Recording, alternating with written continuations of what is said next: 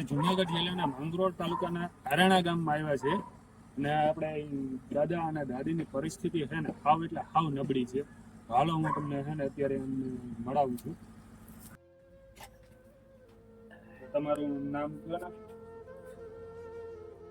નારાયણભાઈ ગુડાભાઈ. દાદા અને દાદી છે ને 6-7 વર્ષથી એને કઈ કામ નથી કરી શકતા અને આપણા ભાઈ છે ને એને જન્મથી બીમારી છે અને એમને વાય આવી જાય છે, હાલતા ને ચાલતા પડી જાય છે અને એનાથી કઈ કામ નથી થતું. બરાબર. અને આ જોઈ લો ઘરની બધી પરિસ્થિતિ છે આવી.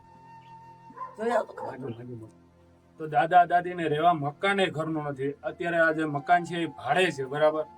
તો દાદીમાં તમે શું કહેવા માંગશો અત્યારે? મકાન કરી દો, મારી સેવા કરવાથી કઈ થાય. 5-7 વર્ષથી હાલતી નથી. આ દીકરાનો જલમને ભાઈ આવે ત્યાં પડી જાય વૈસાણ થઈને આવે ભાઈ.